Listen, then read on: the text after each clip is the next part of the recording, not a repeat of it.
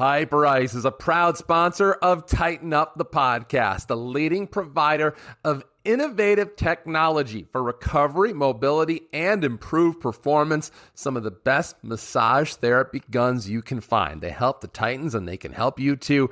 Find out more information online at hyperice.com. This is Legend Jeter. Let's tighten up. Detroit, it's time to tighten up. Welcome to Tighten Up, the podcast, presented by The Shield NIL. Brought to you by Hyperice and Last Shot Energy. A state of the Titans, the latest in Detroit Mercy athletics, and a chance to hear from Titans all over the world. Here's your host, Dan Hasty. Well, we took a little time off last week. It was vacation week for Tighten Up the Podcast, but we are back down the home stretch here in this season's coverage of everything that is Titans athletics. And to help us do that, there's one person we have to have join us on this show. You probably know exactly who we're talking about. Mark Montgomery, Monty himself. What's happening? I'm back, man. I'm glad you guys had me back on the podcast. I think I was just on once all year, so we got to get that changed next year. Got to be at least, trust me, once a week or every 2 weeks. I am totally okay with that, for the record. Just let the record show. It's good to see you again. And obviously, you know, I would hope maybe you've had some time to process everything from the last couple of months. Have you had time to process it? And if so, what have you come back with? We got to get some shooting. I know that.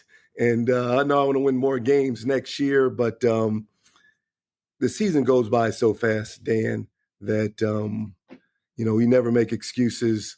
I always say what could have been, maybe less injuries, a few less turnovers, a few plays down the stretch. I thought we played competitive basketball all year, but sometimes you're just a little outmanned, a little more experienced by other teams. And it just wasn't our time yet this year. But I also thought that the foundation is built and the culture is right. And hopefully next year we'll take off. And as I said, the goal is to host games leading to the Horizon League tournament. So what does that foundation look like to you? Because, I've had the chance, and obviously you've gotten the chance to know these guys really well, and just getting a feel for a couple of these guys feels like you've found a couple foundational pieces. Yeah, I start with the younger guys because it's always tricky after the year. Some of the vets are getting hit by other schools. If you just take, throw the elephant in the room, it's Orlando Lovejoy. When you average 17 points, 5 rebounds, 3 assists, other people are going to be calling.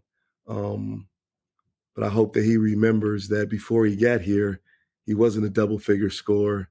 And I don't know if he was playing 35 minutes a game. But then you take your foundation guys like Nate Johnson and TJ Nadeau, who are both returning, and you take Ryan Callaway, another intriguing and promising freshman. He's coming back. So it might not be the whole team, but you got some guys that played a lot of minutes. Yeah, Nate Johnson on our freshman team. TJ Nadeau played in every single game, and Callaway came on, Ryan Callaway. So I like where we're headed. You got Jared Larry coming back. He was almost a 10-point scorer, and unfortunately he tore his ACL, but he made the jump from D2 NAIA to Division I. So I think he's a good piece. And then, you know what? Other guys are going to get opportunities other places. I'm still having meetings with our players. But the meetings I had and the players I have talked about, it seemed like we're headed in the right direction. You mentioned the, quote, elephant in the room. So I do want to give you a chance to speak on Orlando. What did he mean to you guys this year? I know one thing. When you lose a guy for 2 weeks and it's hard to get the ball over half court or initiate offense, and teams started to press, he meant a lot. I know sometimes the ball is stuck with him, but at times he's the only facilitator on the floor. So it seemed like the ball would stick. But Lovejoy gave you everything he had. He played as hard as he could. He tried to score. He tried to pass. He was guarding sometimes the best offensive player. I'm proud of him. You know, as he'll tell you, he's a Detroit guy. He came back and did it for the Detroit Mercy Titans. But he meant a lot. You know, when you do I'm not really big in analytics, but if we did the usage chart like the NBA does, if you rebounded it, assisted, scored it, he would be at least 80% or better. Yeah, a lot of people can talk about it. Not as many people can be about it. And when he's got something like 313 actually tattooed on his arm, that's a good example of being about it. So hopefully we have not seen the last of Orlando. So you mentioned kind of at the beginning the fact that some other teams had some more experience. I think about a guy like Orlando. Part of his job this year was also to bring some of the younger guys along because there was a pretty young nucleus of guys like Nate and TJ. What did you feel like you saw, especially from some of the younger players as the season went on? Because we've talked to a few of these guys about the rookie wall, whether or not that's a thing. How did you feel like those guys overall were able to handle the increase in practice and games and all that stuff? You know, Dan, I thanked them all after the season. Try to do it some during the season, but you know, when you go into when the big board started, and you had Lovejoy, and you had Mansell, you had Larry because he had 2 years of experience, Legend Jeter or Emmanuel. And then kind of things change during the year. It just kind of, it's basketball. Injuries happen, other players step up. So their roles, especially the young guys' roles at the beginning of the season, wasn't to be 30-minute guys. You know, they're plugged in between 10 and 20 minutes. And then all of a sudden now you're asking, hey, Nate Johnson, you still got to guard that all-conference 3-man. Now you got to switch off and guard the 4. You still got to get out and run in transition. You still have to shoot the 3. You got to make your foul shots. And remember, every possession matters. And same thing for TJ Nadeau. And then you throw, you know, Calabay into the fire, and the school down the street have 2 pretty impressive bigs that might be there, might not be there. And you got to stop them one-on-one and then occasionally score points and then make your free throws. So it's a lot to ask for first-year players, but like any player, you want to be in the mix. You want to play. So school, come and get some extra shots, come back and shoot some free throws, come in and watch film, practice for 2 to 3 hours. It's a tall task. Sooner or later, you are going to hit the wall if you're a freshman. Now, next year, they're going to have a better understanding of it. And then the other freshmen, they can say, hey, you got to, as I said to Nate Johnson, you got to sometimes hug a guy because he's going through it. But now you're the more experienced guy and you went through it. So the season starts earlier. You know, basketball in the summer starts, you get 8 weeks. First week of school, you give them off. It's a quick preseason, as in you start in, just say, September, and you're in your first official practice at the end of September, like 25th. And then you're 30 days before your first really game or exhibition. You got 2 exhibition games. So it's a lot, but it's part of the process. And I thought that they accepted the challenge. They accepted being coached hard, and you can see the growth of all the freshmen throughout the season. The challenge for them now is your sophomore, you have to be more consistent. I said it to Nate and TJ, it can't be, I have 14 points one game, and the next game you have 4 points. So a consistent player, you know, they have to be consistently in double figures for us next year. So we're going to need that every game. I want to ask you about injuries and some of the stuff that your guys had to deal with, but for a long time, I heard people at Ohio State refer to the school that we know of in Ann Arbor as, quote, that school up north. And I just heard you drop the school down the street. So is that what we're going with? Down 75, down the street, it's on. You know, I always say the rivalry doesn't start until you win one, and I think we gift wrapped that second one to them. But yeah, I don't think they don't mention us by name. We're not mentioning them by name, but Fair. do you want to say, do we want to say north of us? They're down the street. Yeah, I think about that Oakland game, and that I have to imagine that one probably sticks out when you look back on this year. Yeah, that that one hurt because I thought that we overcame 50-some free throws that they shot. We overcame their crowd.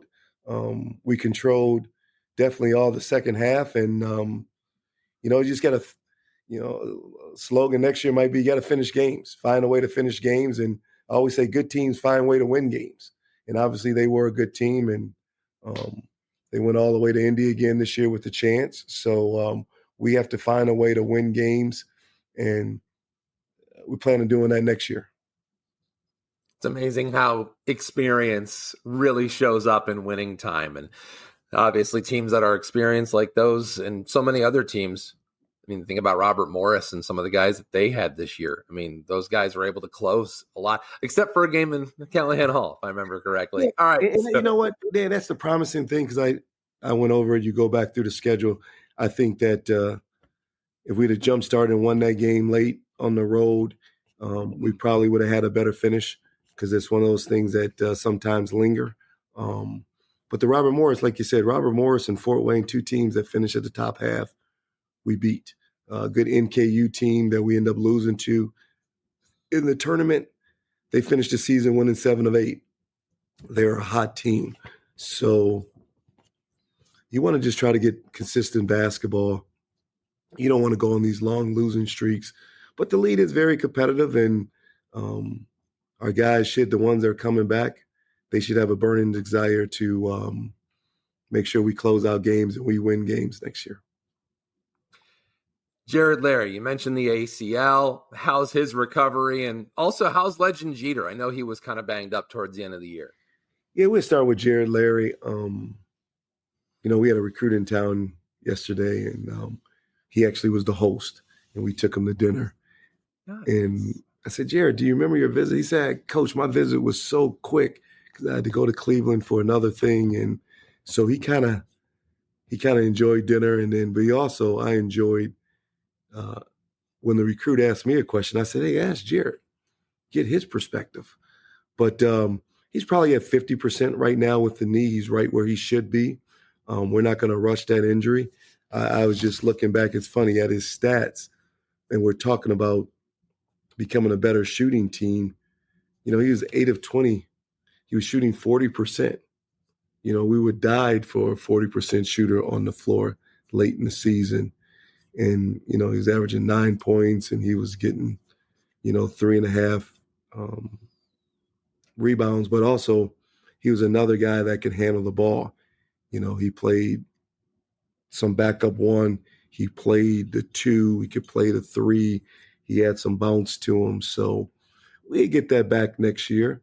In Legend Jeter, I thought his junior year, he was up and down. He has to definitely be a more consistent player because he has the experience, and he's had some highs and lows, but it really hurt us down the stretch that just that knee was locking up on him, and that slows you down. He tried the last game of the season to give us what he got, but I always say if you can't practice and you can't go through things full speed, it's hard to get in the game and play. And but he gave us everything he can. So I think his senior year could be big for us. I know he's been in the gym already after the season was over, so it always starts there. Another one of those freshmen, Ryan Callenbay, probably as the season went on, we saw him and his opportunity increase from where it started to where it ended, probably as much, if not more, than any of the other freshmen. What continued to give him those opportunities? Well, with Callenbay, he missed the summer with us, so that's 8 weeks that he didn't get a chance to learn the system, get familiar with the guys. He kind of just started in the fall. And but just his constant stick-to-itness, I don't know if that's a word, but he stuck to the process where coming in early, staying after. His free throw shooting got so much better because he was with Coach Peck after practice every day working on that. Just getting more confidence and, throwing his body around a little bit more. And then when you're throwing into the fire, because, I don't know, some of our bigs was out and Core had his back issue with the slip disc, and Alex, he quit, I think 3 or 4 games into the season. So now he just starts getting more practice reps, and he's just finding ways that, now he's scoring, now he's rebounding, now he's walling up. So I thought Callum-Bay ended as strong as, once he got that spot, he didn't lose it. He started, I think, 15 straight games, or maybe it was 14. I don't know. Senior day, I think I went with a different lineup, but he shoots 53% from the field. So we got to start throwing him the ball. If we get him the ball, he's 1 out of 2. He's going to make one. So, but I think he's going to have a big sophomore year for us. And this spring and this summer is going to be big development for he can be in even better shape and just get stronger. So I'm glad you mentioned the meetings that take place at the end of a season, because there's such a fluid dynamic to college sports right now. Will you get a guy back for next season? There's always that. What are you asking for someone to do in an off season? How confident are you that that is going to be seen through? So take me through those meetings, because I don't think a lot of people know. What do those meetings look like? Well, it seems like first thing you have to do, you almost have to recruit you guys back. You tell them the role that you can see them in, but that is if they're going to improve and earn it and work hard. Some meetings is that. Some meetings, unfortunately, now in college basketball, it's what's my number? I kind of not like to start the meeting on what's my nil number. Well, what do you think it should be? What role? I try to ask more questions and let them answer. And everyone said, well, of course, I think I could play more. Well, you got to be productive. But it's a feel out process. I think I always kind of start the meeting. Doesn't matter what kind of year you had. Thank you for your services, because they do sacrifice a lot. And I know they get a lot, but they do sacrifice a lot. They have to balance a lot of things. It is mental stress involved in college basketball. The travel is no joke, the late nights, the long meetings. So, and then it's just like, hey, where do you want to go? Where do you see yourself projecting? And I've never had a player say, hey, coach, you know what? Now I'm playing too many minutes. I'm not getting, I'm getting way too many shots. Everybody wants more minutes, more points, more shots. So I always say, you know what? Everything you get here is earned. If we take care of the ball, you're going to get more shots. If we set solid screens, you still got to become a team. You still have to sacrifice things. But the meetings are, they're not as fun as they used to be, because back, I hate to say it, doesn't matter what I played or if it was 10 years ago, everyone was coming back because no one wanted to sit out. This whole transfer portal thing is it's free agency. You can leave and play right away. No physical is needed. In NBA, you at least got to take a physical. Last thing I checked, Williams Staff from Charlotte, he was going to the Lakers. Lakers did the physical. He didn't pass the physical. He's back in Charlotte. So here it's some coaches don't even call. And kids in the portal, they're just snapping them. So I don't go about business that way. I make a call, talk to the head coach, talk to the assistant, try to talk to the trainer, because I need guys that's healthy, can play, in good spirits. I look at what you guys did last year, and I think about, because we started this conversation and you said we need more shooters. And one of the things that always impressed me this year about what you guys did as a team is that you sat in the middle of the pack in 3-point percentage. Now, that comes with a caveat. You know where I'm going with this. You guys attempted about 100-ish 3-pointers less than the next closest team. Meanwhile, you also had the second best opponent 3-point field goal percentage. It just kind of, when I read that, it says to me that's a team that knows what they can do. They know their capabilities and maybe their limitations. What does that mean to you when you hear that? Well, the makeup of our team now, Lovejoy led us in field goal attempts.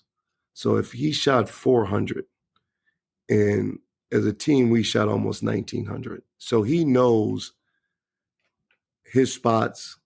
He knows his strengths. So when your point guard only shoots 18 of them, to be honest with you, Dan, we shot 546. Our opponent shot 878. Right. So we're already going into a game. And then they shot more free throws than us. So it's hard to win games when they're shooting more threes, making more threes, and getting to the free throw line. I thought we did play physical.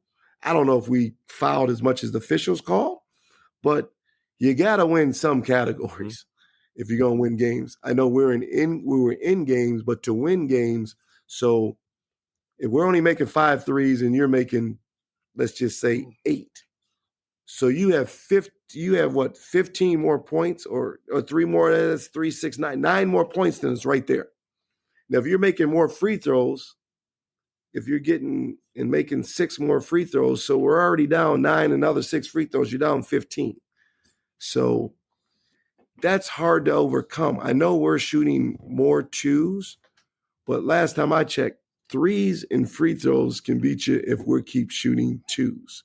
But we had to shoot shots that we can make. So, shooting 33% from the line, from the 3-point line, it isn't bad. But because our opponent shot 32, but we have to make more than 5 threes a game. So right away, I'm looking at, hey, I need some guys that can knock that shot down. So from, TJ to Jeter to Nate Johnson, we have those shooting machines on campus. Those things better be burning out. They got to get up 1,000 plus every single day. If Lovejoy does come back, he's not a 3-point shooter, but he needs to definitely take more than 18. We have to play faster. If we get on transition and we play faster, we're going to get some easy baskets. And then our defense can get even better because we can ratchet up our defense. Hopefully we can extend it next year full court, and we're not always in the late clock. And then we get out in transition. So we scored 67 points, opponent shot. They scored 75. We have to be 75 or better. So that's 8 more points. Where that's going to come from, who knows? But I think if we knock down at least 3 or 4 more threes, we can get that thing covered. I want to make, how about this? I want to make at least 10 plus a game. And I get that. I remember hearing a coach, and I want to say this was Bart Lundy, the head coach at Milwaukee, who when he got hired, he said, I, in a perfect world, want my team attempting 43 pointers a game. So I don't know if that's realistic, but that's what I remember him saying. Nah, I'm not going to go 40 because we're not going to take 80 shots. Typical college game, you're getting between 60 and 70 shots. 40, that's a lot. But you know what? How they offensive rebound and how good they were there, they might have been close to that number. But a number that you should know as you're listening or watching along on this, no team had more free throws shot against them this season than Detroit Mercy. Meanwhile, you flip it around and the Titans had the second fewest free throws total in the Horizon League. So I assume you're trying to find some guys that can help address maybe the free throw disparity or maybe the 3-point disparity. What can we talk about when it comes to what we have so far on the recruiting side? Let's take a quick break. If you've listened to this podcast, then you know the Tighten Up's brought to you by Last Shot Premium Hydration, the official hydration drink of Tighten Up. Their revolutionary formula is packed with vitamin B12 and 0 grams of sugar. Helps the Titans hydrate, replenish, and recover. Try it at Callahan Hall or learn more at lastshotofficial.com. Well, bringing in, we'll start with the point guard, Lance Stone. I mean, I think our assists are going to go up. So you have another ball handler, and he can shoot the three. So, but he also is very unselfish. So if you're in the paint and you're dribble driving, we kick out, I think that's going to help. I think we go to Jaquel Cotton. You know, he's a 3-4 or 4-3 or whatever. He is capable of shooting the three. So those two guys address those problems. And then we got Keyshawn Fisher late. And, you know, I think the category for him, he's just a baller. Long, get to the basket, shoot the three, got to pull up. I think you're going to see a variety of things. I don't think he's just going to be settled for threes. He's a downhill guy. But when I went down there to OTE and watched him, he was checking, and it was at a high level. So it's just those three guys right now in the fold, but we're going to bring in some more, you know, let's do what the UConn says. We're going to bring in some more dogs. No, some good players, though. But it's definitely going to be at least 2 or 3 shooters in that group, guys. And I'd imagine, I mean, I guess this is a better question for you, but do you feel like you've got the core you're looking for among high school, among the incoming freshmen, and maybe it now turns towards the transfer portal? Or what does that balance look like for you? Well, we have in my mind, we have 2 freshmen and we have a 5th-year guy because Keyshawn played at OT. That'd be like a prep school, am I saying? So now it's the transfer portal. You know, we have to balance that out. So if you go get 3 or 4 in the portal, and that could be, and I shouldn't just say the portal because we still have Division II, Division III, NAIA. It's good basketball being played at those levels. It does translate in our lead. And then you have the portal. So other Division I players. So we're going to sniff to get a little older now because we already have 3 young guys coming in. And then after that, once you get 3 of those guys, and then it's, you know, the best available. So we'll see what that means. But when your scholarships goes from 13 to 15, you could play around with those last couple to it could be development, it could be shooting, it could be a big, it could be a stretch guy. So we'll see. Hard to play 15, but you know, it's a good number to have. But you have options, and that's always the most important thing. Because Dan, if you ask me, I wish we had 15. Well, we did have with a few walk-ons, but when you go through injuries and your roster gets depleted, you need more guys. So hopefully the injuries are by us and we have healthy guys next year. So a team I know, and I have to ask you about this before we let you go, a team that I know you're pretty familiar with in East Lansing just ended up with a 2 seed in the NCAA tournament. Michigan State gets Bryant. What do you think? What does it look like? What's the path for Michigan State going into this tournament? Well, I was with a recruit, so I haven't really looked at the brackets, but when you're a 2 and a 15, they're probably going to be heavily favored in that game. And I think they're playing in Cleveland. So I always say, you know, you got to get past that first game, but then the tournament really starts the second game. On that second line, I think it's Marquette or New Mexico. You know, New Mexico won that Mountain West, and Patino's son is the coach there, so they're going to be good. And Marquette, the Big East was as tough as any conference. As a matter of fact, it's the Big Ten, the Big 12, SEC. But I know we upset them a couple years ago when I was on the roster, and I think it was in Columbus. They were a 2, and I think we were the 7. So I know they're probably looking ahead. Hopefully they can get there to try to get some payback. But I know they have Cam Jones. They have a good team, and Shaka's a hell of a coach.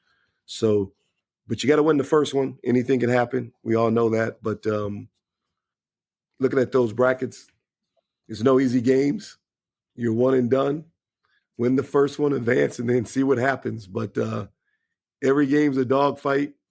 But in my bracket, when I draw mine up and write it up and fill it out, I always had the Spartans in the Final Four. So that's always the goal. Yeah, how did I know you'd have them going that far? Yeah, I couldn't even tell you who's the 1, 4. It doesn't really matter. But I know the Final Four is in San Antonio. And I'm not saying it always happens. I don't want to jinx it. But you got to win those first few rounds. But San Antonio, here we come. Well, historically, that has been a pretty safe bet.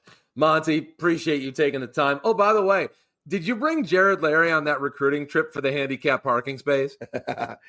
He already kind of lives downtown, so he met us there. But he's going to be back healthy. That's a good question, though, Dan. But no, he met us at the restaurant. But you know what? Moving forward, that's a good thought. But, when you're downtown Detroit, there's no handicap spots, man. It's parking lots. You got to pay $20 for parking. Drives me crazy. But welcome to the big city. Detroit style, guys. Happens when you play in those big markets. Monty, thank you very much for doing this. And we've had you on a couple other times. We also had some of your post-game conversations now that I'm thinking about it. So technically, I think you might have more shows than anybody else in this podcast history. But it's always better to do it like this. So thank you for taking the time. Hopefully those ratings go up, man. Go Titan.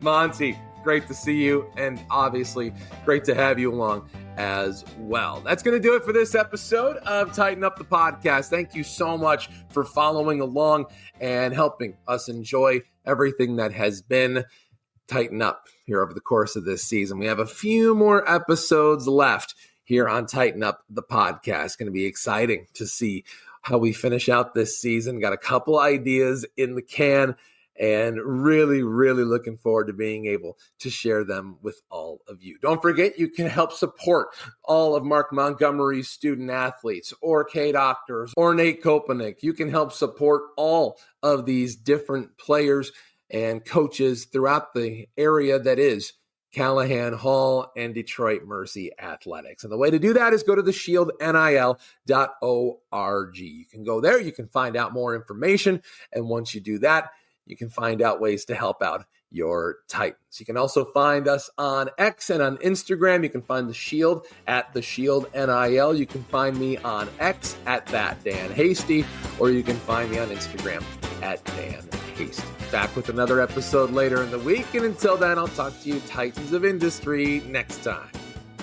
Thank you for listening to another episode of Tighten Up, the podcast.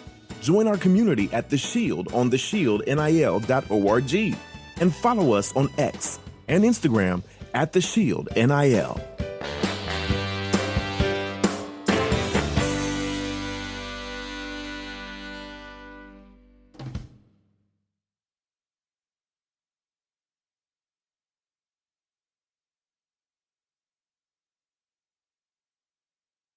If I can tell you one thing above all else as part of this show, it would be this. If you're unfamiliar, if you haven't done it before, join the community at The Shield Online.